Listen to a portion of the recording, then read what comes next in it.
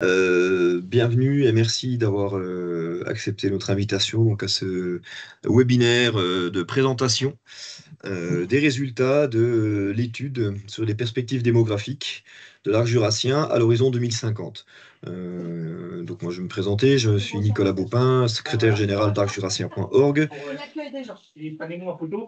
Et on peut vous demander de couper les micros s'il vous plaît. J'ai accès, voilà, merci. Donc, Nicolas Baupin, chargé de mission coopération franco-suisse à la région Bourgogne-Franche-Comté, et donc secrétaire général d'arcjurassien.org. Arcjurassien.org, pour rappel ou pour information, c'est une instance de concertation politique et technique entre la région, la préfecture de région et les cantons de Berne, du Jura, de Neuchâtel et de Vaud pour la partie suisse, qui existe depuis 40 ans maintenant et qui donc a pour objet de faciliter, promouvoir, organiser les coopérations institutionnelles et techniques sur le territoire de l'arc jurassien franco-suisse. Dans le cadre de ces missions, nous avions mandaté le service statistique du canton de Vaud pour la réalisation d'une étude de perspective donc démographique de ce territoire à l'horizon 2050. Ces résultats ont été présentés pour la première fois à l'occasion des 40 ans de la coopération qui ont été célébrés le 19 mai dernier. L'idée, le principe de cette étude, mais ça les statisticiens vous le diront mieux que moi, mais en résumé, de façon vraiment très large, c'est d'avoir une idée de la trajectoire démographique, bien sûr, des territoires de coopération, mais dans une dimension transfrontalière et non pas purement franco-française ou suisse-suisse. L'idée étant que cette étude soit un outil de la décision, bien sûr, pour les personnes et les structures en responsabilité de l'aménagement du territoire et des politiques publiques à l'avenir. Voilà, donc cette étude, elle est très complète et assez fournie. L'idée a été aussi de proposer des espaces de, on va dire, de valorisation de cette étude et puis de simplification, peut-être de vulgarisation de certaines choses pour que les résultats soient accessibles, exploitables et diffusables à l'ensemble des acteurs du territoire, dont ce qui est l'objet en fait de ces 4 séances de présentation que nous ferons dans les 2 prochaines semaines. C'est l'Observatoire statistique transfrontalier de l'arc jurassien que nous avons, on va dire, missionné pour ce sujet, qui est notre observatoire transfrontalier franco-suisse. Et donc, les collègues statisticiens français et suisses donc, vont vous proposer de vous détailler les résultats sur l'ensemble du territoire en partie, et plus spécifiquement sur la partie qui nous intéresse aujourd'hui, qui est le territoire de coopération Nord-Franche-Comté, canton du Jura. Les 3 autres webinaires s'attacheront, comme vous pouvez le deviner, à présenter les résultats sur les 3 autres territoires. Voilà, moi j'en ai fini pour ma petite introduction. Je passe sans plus tarder la parole on va dire pour le pas de résistance à mes collègues statisticiens, Nordine, Jérôme et Reto, à qui veut s'en emparer. Merci et bonne séance. Merci Nicolas. Je pense que je vais commencer. Alors, bonjour à toutes et à tous. Bienvenue et merci encore de vous joindre à ce webinaire consacré aux perspectives démographiques à l'horizon 2050 pour les 4 territoires de coopération de l'arc jurassien. Effectivement, Nicolas l'a rappelé, l'objectif de cette présentation est de comprendre les dynamiques démographiques, comment ils vont évoluer dans les 30 prochaines années. Et puis le but, c'est effectivement ici une aide à la décision afin d'anticiper tous les défis futurs, notamment en matière de logement, en matière de santé, mobilité et autres. Comme d'habitude, les présentations transfrontalières, ça se fera à 2 voix. Donc, mon collègue Jérôme Mathias de l'INSEE Bourgogne-Franche-Comté et moi-même, Nordine Mamda, responsable de l'OSTAGE côté suisse.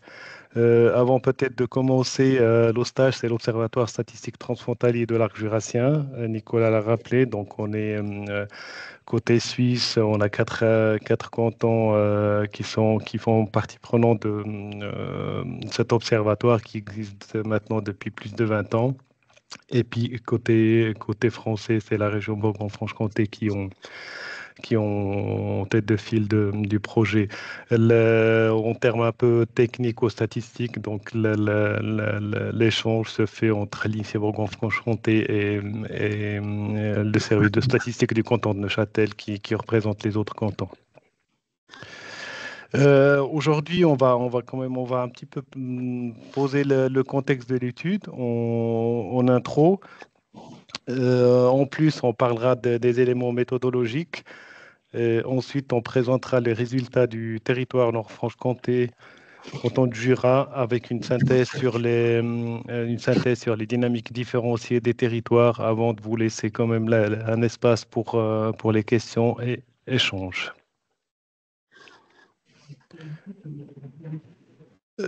Si on peut avancer. Voilà. Merci Jacques.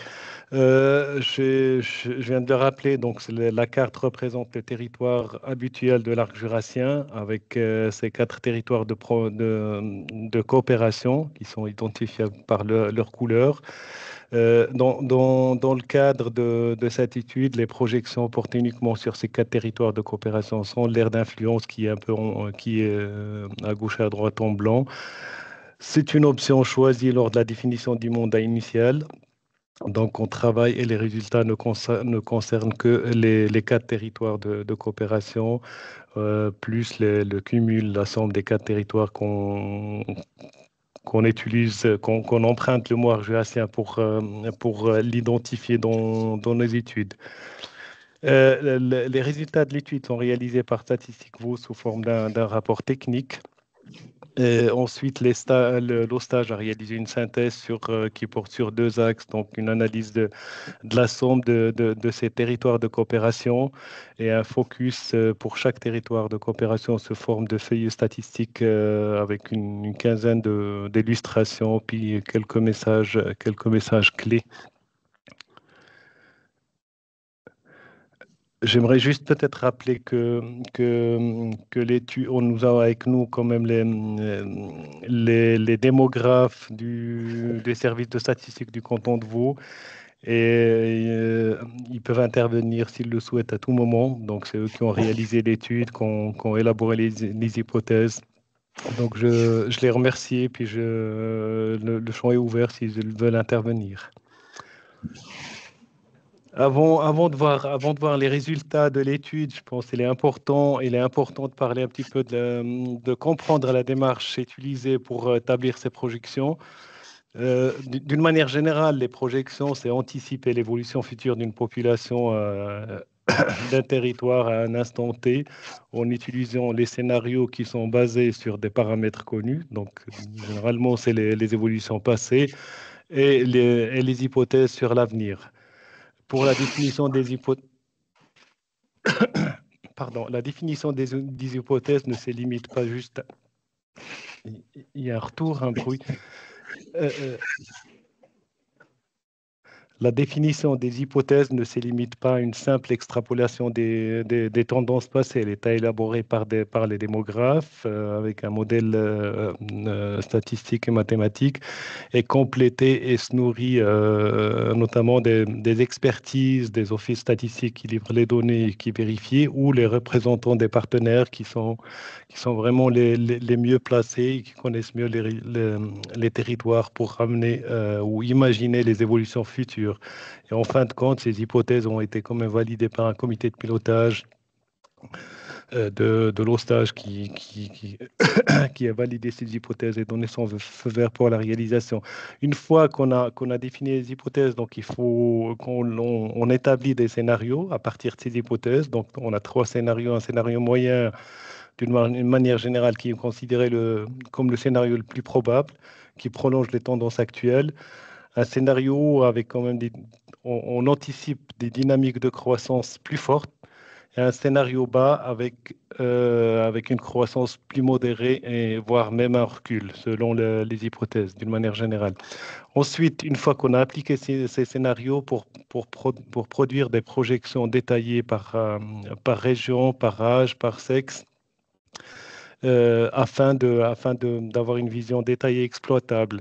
Vu un petit peu nos territoires de coopération et la structure différente, ou plutôt hétérogène entre la France et la Suisse. Donc, les projections ont été faites séparément pour les sous-territoires de coopération, pour chaque territoire de coopération. Donc, pour l'élaboration des hypothèses, on est descendu au niveau de la partie suisse séparément ou la partie française pour permettre un petit peu déjà de mettre en avant les spécificités françaises ou suisses, et puis tout simplement aussi parce qu'il y a des différences de disponibilité des données et de structure de données entre la France et la Suisse. Donc ces deux éléments ont été pris en compte pour l'élaboration des hypothèses, ce qui a permis quand même d'avoir une vision sur l'ensemble des territoires au niveau des résultats.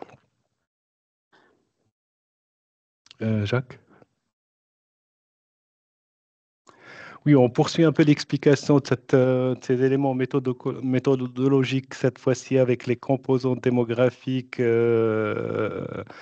essentielles pour les projections. Donc, pour réaliser ces projections, on a dû anticiper l'évolution de trois composantes principales qui influencent directement les populations. Donc, on a les naissances à travers la fécondité et l'âge moyen des mères qui est mesuré, tu peux avancer Jacques, s'il te plaît, qui est, qui est mesuré par un indicateur qui est le nombre d'enfants par femme et par année, et par âge plutôt. Ces paramètres évoluent au fil du temps, donc indirectement, ils influencent le ratio des naissances par âge et par année. On a les décès en prenant en compte la mortalité et la longévité quand on les mesure avec une espèce d'espérance de vie. Et enfin, on a les migrations qui sont les mouvements d'entrée et d'entrée et de sortie de populations qui sont mesurés qui sont estimés par le solde migratoire. Donc finalement, juste j'aimerais juste dire, tu reviens juste avant, Jacques, s'il te plaît. Donc finalement, juste un petit mot sur cette méthode des composants, l'anticipation des composants. Donc c'est une méthode dite de composante, elle est employée pour projeter les populations. Et puis comme on est parti des sous-territoires, donc le principe c'est pour estimer la population d'une année T, donc on prend la population de l'année T-1 à laquelle on additionne le nombre de naissances et les personnes venues s'installer dans le territoire pendant l'année A, et on soustrait le nombre de décès et le nombre de départs. Comme ça, on a un petit peu notre population estimée de l'année A. Tout ce calcul tient évidemment compte du genre et de l'âge.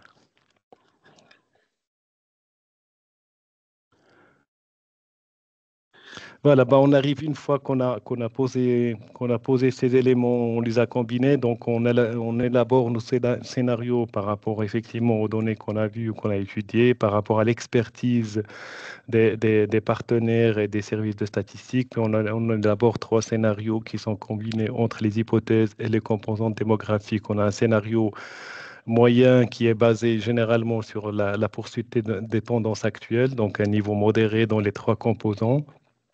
C'est souvent le scénario retenu comme référence.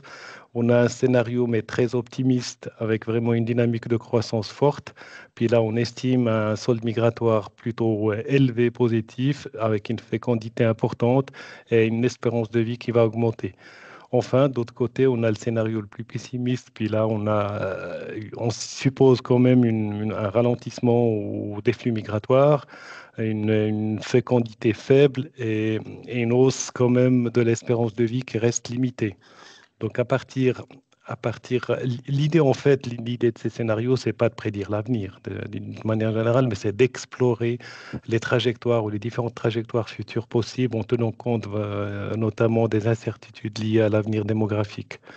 Donc, c'est pas concocter tout ça et dire voilà ce qu'on a, c'est un petit peu donner des pistes sur les différentes trajectoires de la population par territoire, par âge, par genre. Puis, de toute manière, tout ça tout ça est lié à l'avenir démographique, à d'autres facteurs qu'on ne maîtrise pas. Donc, d'où la prise en compte de cette incertitude, excusez-moi. Voilà, je pense juste avant de passer aux résultats. Donc, en fait, ces éléments démographiques, le but aujourd'hui, c'est pas de présenter les résultats du cumul des territoires de coopération. On voulait juste vous donner un aperçu sur les résultats pour l'ensemble des territoires.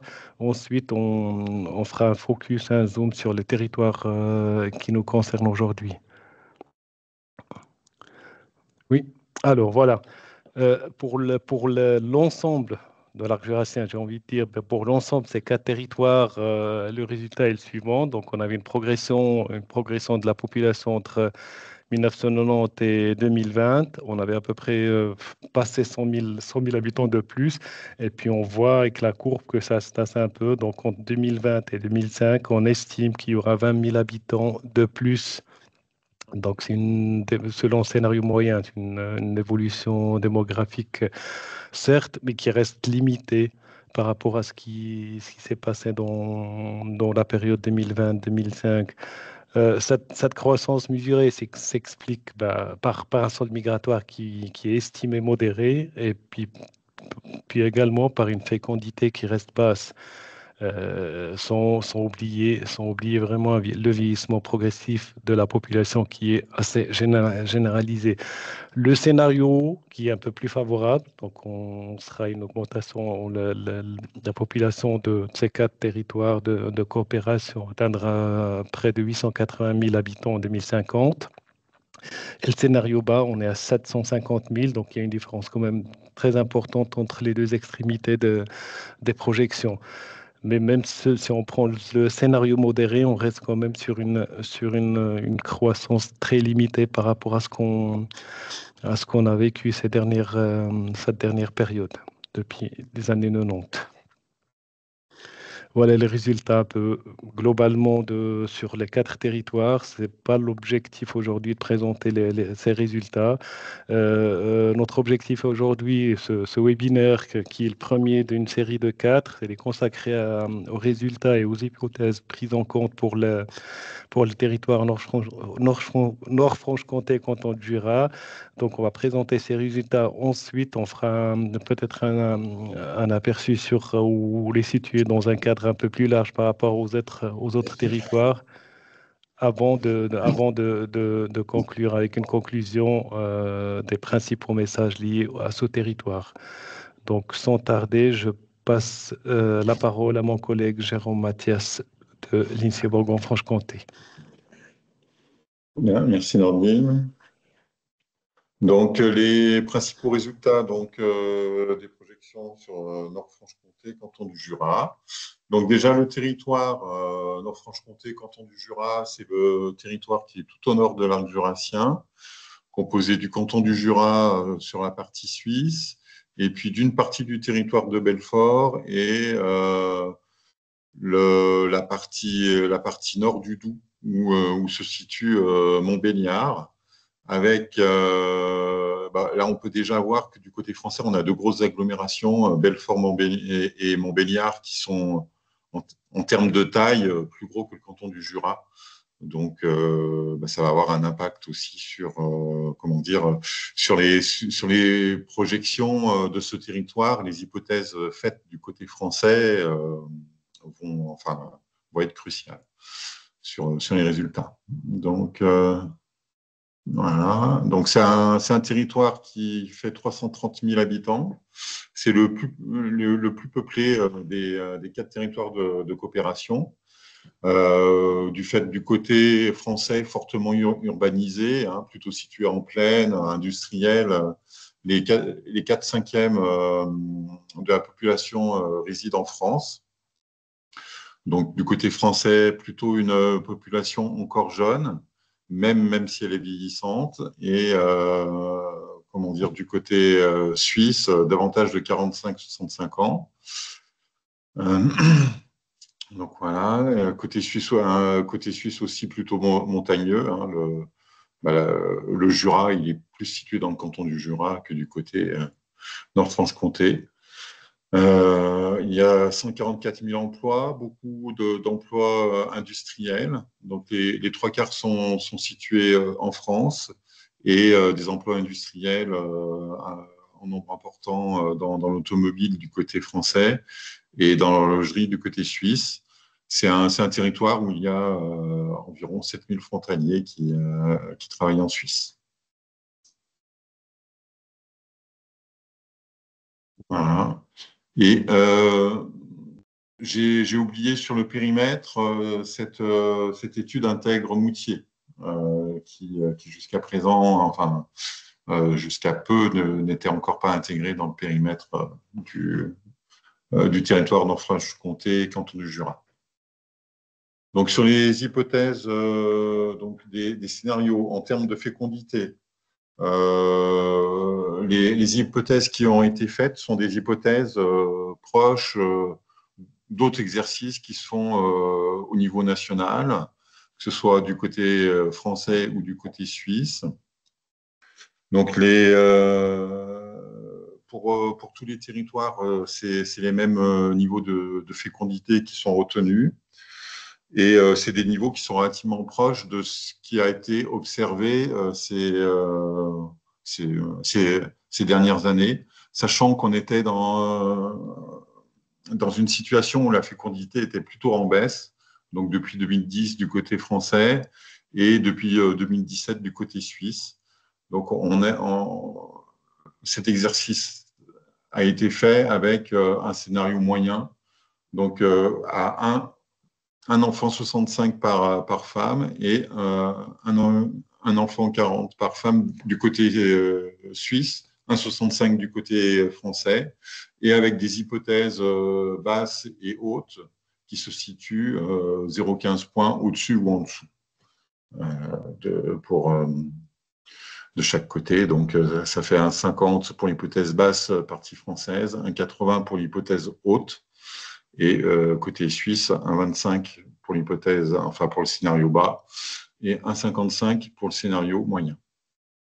Donc avec un niveau de fécondité constant sur tout l'exercice de 2025-2050. Concernant l'espérance de vie, donc les hypothèses prennent en compte de la poursuite de l'allongement de la longévité pour les deux sexes, avec plutôt une réduction des écarts, par contre, entre hommes et femmes. Et il y a aussi une réduction des écarts entre les territoires eux-mêmes. Donc, les femmes continueraient à gagner de l'ordre de 1 an d'espérance de vie tous les 10 ans et un peu plus pour les hommes.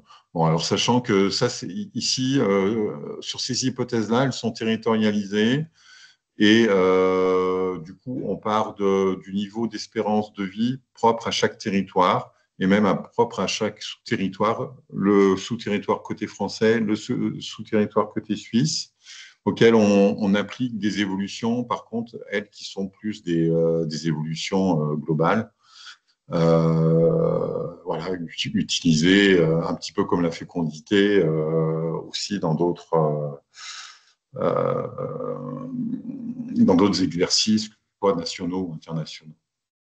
Voilà. Donc, du côté donc Nord-Franche-Comté, canton du Jura, du coup, on se retrouverait donc du côté des femmes à 86 ans d'espérance de vie en 2050 du côté français, de façon équivalente dans les territoires suisses. Et du côté des hommes, 83, un petit peu moins que 83 pour les hommes. Du côté français, il y a un peu plus que 83 pour les hommes du côté suisse. Donc enfin, donc le troisième paramètre, là on a parlé de la fécondité qui impacte qui impacte les naissances. On a parlé de l'espérance de vie qui impacte la mortalité. À présent, on va parler des sols migratoires qui impactent qui impactent les arrivées et les départs.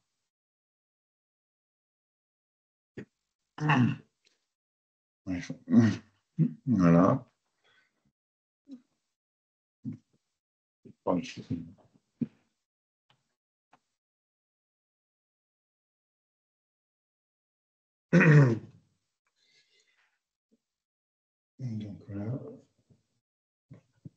Donc, voilà. Sur la partie française, le sol migratoire était très négatif, a été très négatif ces dernières années, et l'hypothèse basse correspond à un sol migratoire toujours très, très négatif, de façon à peu près équivalente. L'hypothèse haute correspondrait à un sol migratoire qui reviendrait à l'équilibre en 2040-2050, et une hypothèse moyenne qui se situerait entre les deux, avec un sol migratoire qui s'améliorerait, mais qui resterait tout de même, négatif. Du côté de la partie suisse, au contraire, le territoire est le territoire est attractif, avec donc des arrivées plus importantes que les départs, et donc là aussi avec différents scénarios. Le scénario bas correspondrait au sol migratoire observé, au minimum des sols migratoires plus ou moins observés ces dernières années, et le scénario haut correspondrait à un solde beaucoup plus important. Le scénario moyen serait situé entre les deux. Donc au final, pour l'ensemble du territoire, sur 2012-2019, le sol migratoire observé a été d'un départ de 1000 personnes, d'un excès de départ sur les arrivées de 1000 personnes. En 2025, de l'ordre de 580 personnes, 600 personnes, quoi, et qui arriverait à 200 personnes, enfin, en 2050. Ouais, Jacques, tu peux... Voilà. Ouais, donc, concernant le scénario haut de ce territoire, donc on aurait de nouveau un territoire qui serait attractif, puisque la partie française serait proche de l'équilibre, et la partie suisse très attractive. Voilà. Et par contre, dans le scénario bas, on aurait toujours un sol migratoire qui serait très, très négatif, et lié essentiellement à la partie française. Voilà. Donc, les résultats, de 1990 à 2020, on avait une évolution, enfin un territoire dont l'évolution stagnait. Voilà. Et les projections donc, qui sont faites aboutissent en 2050 à une baisse de 36 000 habitants. Donc, voilà, une baisse tout de même assez importante. Alors, on voit que cette baisse a été amorcée juste après les années 2010. Donc, ça prolonge vraiment cette tendance-là. Et par contre, il y a un éventail effectivement très, très important entre le scénario haut et le scénario bas. Hein. Le scénario bas conduirait à une baisse de 60 000 habitants, 62 000 habitants, alors que le scénario haut, on aurait tout de même une baisse. Donc, sur ce territoire, quels que soient les scénarios, on a une baisse, mais elle serait seulement de 9 000 habitants. Alors, là aussi, il faudra voir en fonction notamment de ce qui se passe du côté français, puisque les sols migratoires, ils sont très négatifs du côté français, notamment liés aux problèmes rencontrés au niveau de l'industrie. Si les zones migratoires comment dire, se redressent sous l'effet d'une réindustrialisation, par exemple, on serait plutôt dans le scénario haut, alors que si la désindustrialisation devait se poursuivre, on serait plutôt dans le scénario bas. Voilà. Et dans tous les cas, c'est avoir ces trois hypothèses, ça permet aussi, d'ici quelques années, on disposera peut-être de la population 2030, de voir à peu près dans quelle trajectoire on est. Voilà. C'est aussi l'utilité d'avoir plusieurs scénarios, c'est que dans la réalité, on va avoir d'autres points et en fonction de comment ces points vont se positionner par rapport à ces scénarios, ça devrait nous donner une tendance un peu plus claire pour la suite. Voilà. Donc, le scénario moyen contribuerait, on a vu que c'était une pente quasiment continue et effectivement, l'évolution en pourcent annuel conduirait à une baisse de 0,4% annuel sur quasiment toute la période. Donc, avec peut-être une légère accélération à la fin. Donc, ceci, donc essentiellement dû au solde. Donc, oui, Jacques, il faut faire l'animation. Voilà. Dû au solde naturel dont la contribution à la baisse va s'accentuer au fur et à mesure des années. Donc, avec une population qui vieillit. Et puis, donc, il faut rajouter le solde migratoire. On voit qu'en début de période, en début de période, le solde migratoire, il était très important. Même avant le début des projections, en 2010, 2015, 2016, 2020, le solde migratoire était très négatif, alors que le solde naturel, il était encore positif. Donc, sur la période 2010-2015, ils se sont équilibrés. Et à partir de 2016-2020, on voit bien que le solde migratoire a commencé à faire baisser la population du territoire et le profil des partants. Généralement, ils sont relativement spécifiques. C'est plutôt des personnes jeunes. Donc, les personnes jeunes qui partent, c'est des personnes qui vont peut-être ne pas faire d'enfants sur le territoire. Et ça peut avoir des répercussions sur le territoire 10 ou 20 ans après. Et c'est sans doute ce qu'on observe ici sur ce territoire, c'est qu'on a eu des soldes migratoires importants avant même de commencer les projections. Et on a un solde naturel qui se dégrade normalement en raison du vieillissement de la population, mais sans doute également aussi sur le fait qu'on a moins de jeunes qu'on anticipe des départs de jeunes qui, du coup, ne feront pas d'enfants sur le territoire et dégraderont encore ce solde naturel.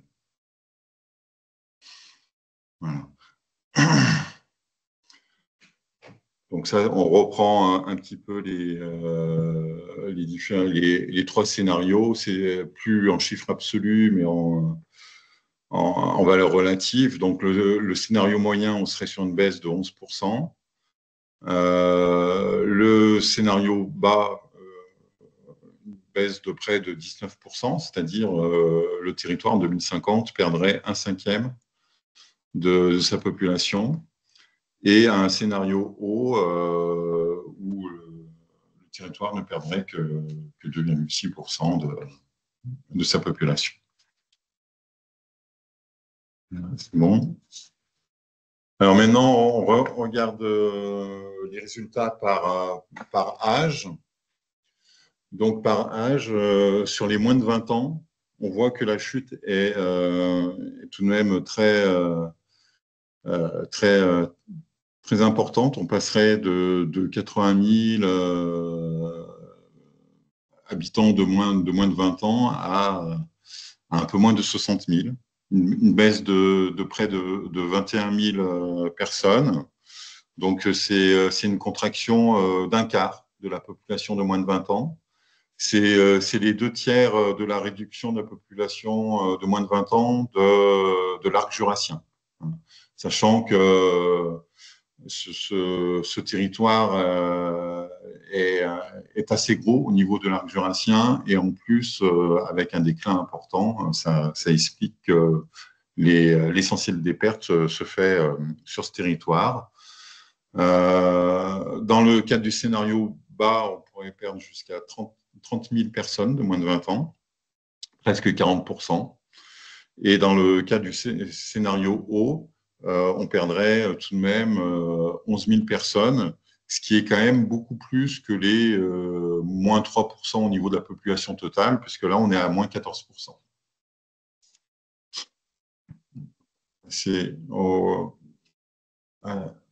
Donc, les 20-64 ans, donc ça, c'est les personnes en âge actif, donc qui étaient déjà en baisse et dont la baisse, continuerait avec donc une baisse importante de 30 000 personnes. Au niveau des autres scénarios, la perte pourrait aller jusqu'à 44 000 personnes dans le scénario bas et jusqu'à 18 000 personnes dans le scénario haut. Donc là aussi, on serait, même dans le scénario haut, à une baisse de 10% de la population en âge actif.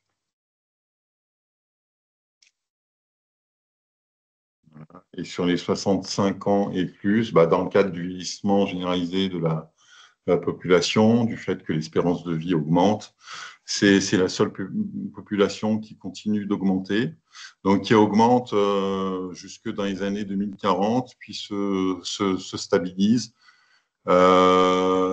C'est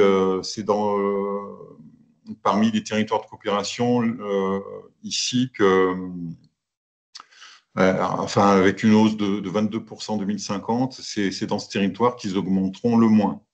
Pour autant, ce territoire restera le territoire le plus âgé. Et donc, si on regarde les autres scénarios, on serait de toute façon, donc ça, c'est lié au vieillissement, hein, que ce soit dans le cadre du scénario bas ou haut, dans des hausses qui vont de 16 à 28%.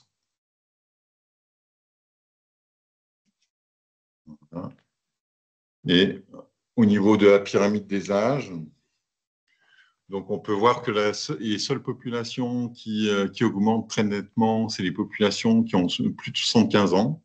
L'ensemble de ces populations de 75 ans et plus vont augmenter de près de 50% dans le cadre du scénario moyen.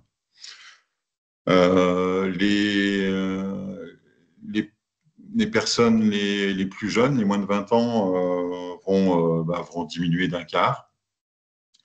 Et aux âges intermédiaires, on va avoir une baisse entre 15 et 20% selon les âges.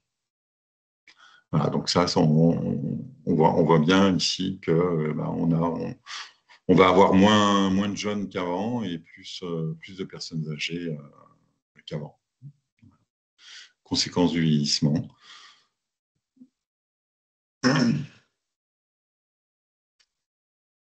Ah oui. Merci Jérôme, je prends la parole. Merci pour les résultats et les hypothèses et les résultats. Effectivement, pour un peu se rendre compte aussi de ces données, on propose les insérer dans l'ensemble de l'arc jurassien ou dans les projections faites sur l'ensemble des territoires. Effectivement, on prend un peu de recul, puis on compare avec les autres territoires, ce qu'on a sur l'écran. Donc, c'est l'évolution indicée depuis 2020. Et puis en gris, c'est l'ensemble des territoires. On est autour de 2,5%. Puis on voit que le Nord-Franche-Comté, le territoire Nord-Franche-Comté, canton de Jura, il est à la marge de cette dynamique. Et pourtant, c'est un territoire important en termes de population. Donc c'est le plus peuplé des quatre territoires et sa trajectoire influencera par force des choses le taux global des quatre territoires. Donc ce contraste est dû notamment à l'importance de déficit migratoire de ce territoire. Ce territoire, il est en grande partie dominé par la population, où la population est plus importante côté français et le solde migratoire, dès le départ estimé, il est plus bas, il est même négatif de la partie française, ce qui se reflète sur les estimations à l'horizon 2050. Il s'agit aussi du territoire le plus sensible aux variations des hypothèses émises au début de période. Voilà, si on avance un petit peu, puis on regarde un peu plus loin, donc on voit que dans les trois scénarios, de toute manière, ce territoire, on estime qu'il perdra de la population à l'horizon 2050. Si on compare avec les autres territoires, on voit que la partie nord, avec le parc du Doubs et l'agglomération urbaine du Doubs, présente quand même des résultats moins réjouissants, où on aura éventuellement une stagnation pour le territoire du parc du Doubs. Mais si on associe nord-sud de l'ensemble de l'arc jurassien, on voit qu'il y a une stagnation, voire même une baisse dans la partie nord de l'arc jurassien. Et en opposé ou en contrepartie, les deux territoires qui se situent au sud de l'arc jurassien présentent des résultats positifs, que ce soit l'aire de proximité Mont-d'Or-Chasseron ou le Haut-Jura Vallée de Joux. On voit qu'il y a une croissance un peu plus le rythme de croissance est plus accéléré. Et puis on le voit, si tu projettes juste la carte, on voit que c'est pas une tendance nouvelle parce que ça existait déjà structurellement. La différence, elle est déjà structurellement là, à mettre en proportion du nombre de la population de chaque territoire. Mais les deux territoires aires de proximité et au Jura, Vallée de Joux présentent déjà des dynamiques économiques. On les a vues dans d'autres études sur les portraits territoires plus appuyé que la partie nord, Nord-Franche-Comté ou au Parc du Doubs, agglomération urbaine du Doubs, qui se situe à l'intermédiaire des territoires. Finalement, ce qu'on voit ici, qu'il n'y a pas une seule trajectoire de l'arc jurassien. On a beau faire les projections sur l'ensemble. C'était intéressant de descendre à ce niveau d'analyse des territoires de coopération pour un petit peu voir, distinguer les zones avec le dynamisme positif des autres zones qui sont moins dynamiques. On sait que les moteurs de la croissance par rapport à ces estimations de la croissance de la population, bah, ils sont les deux territoires de l'aire de proximité Mont-d'Or-Chasseron, Olo, Jura, Vallée de Joux. Donc ça vient aussi de la configuration des territoires à la base en termes de structure démographique, de tissu économique et même en termes d'attractivité, que ce soit résidentiel ou que ce soit de l'emploi dans la partie suisse avec les vecteurs de coopération qui restent la main de frontalière. Si on avance un petit peu sur le slide suivant, puis on voit que même si on décompose la période en séquence de 10 ans, il y a des territoires qui perdent de la population, qui perdraient de la population, quelle que soit la période. Il y a des zones dynamiques tout au long des périodes, contraste avec des ralentissements tout au long des périodes pour certaines zones. Euh, voilà, et on voit quand même que plus on s'éloigne de la période, plus on s'éloigne de la période de référence des projections, plus il y a moins de précision. Mais les choses, l'évolution serait un peu plus conséquente dans la période à partir de 2040. On voit que pour le territoire Nord-Franche-Comté, canton de Jura, le solde naturel il continue d'être négatif, mais d'une manière conséquente.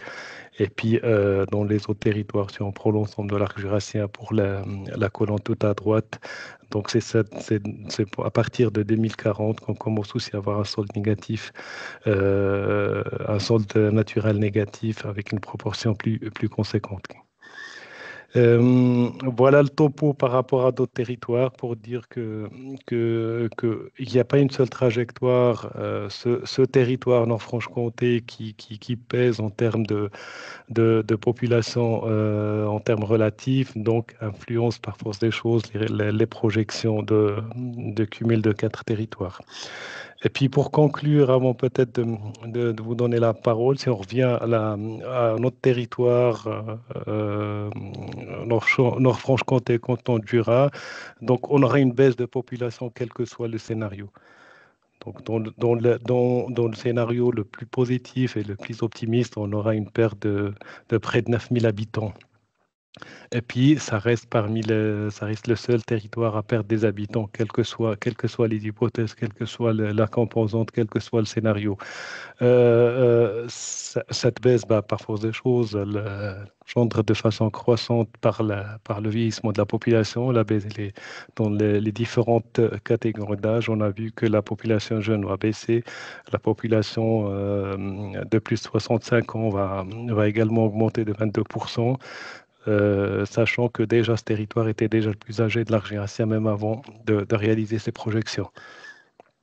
Ensuite, les jeunes, les jeunes baissent de plus d'un quart selon le scénario moyen, donc d'ici 2050. Et puis, comme le poids est conséquence de ce territoire dans la population de l'arc jurassien, donc ça représenterait une baisse de 2/3, une baisse cumulée sur les 4 territoires. Pour les actifs, ça serait le seul territoire où on enregistre une baisse de sa population active, de sa population en âge de travailler, parce qu'on n'a pas fait une projection de la population active. Mais on emprunte ce mot pour parler de la population de 20-25 ans qui est en âge de travailler. Et puis on aura 17% selon le scénario moyen.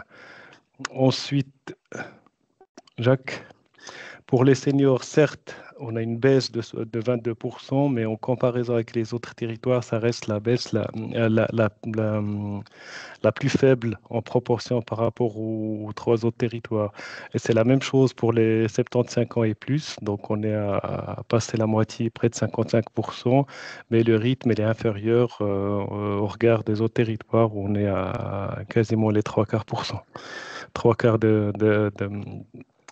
3/4 de cette population de 75 ans et plus.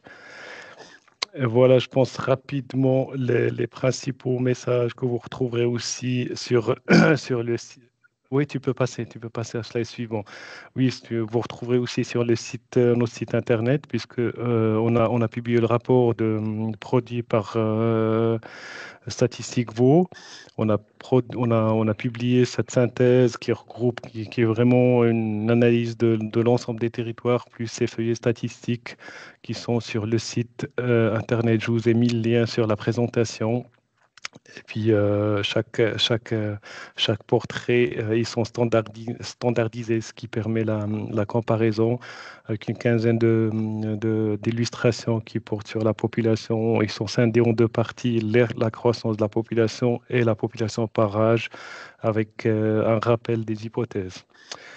Voilà ce qu'on pourrait dire sur ces projections concernant le territoire Nord-Franche-Comté, canton de Jura. On est à dispo pour un échange et merci de votre attention.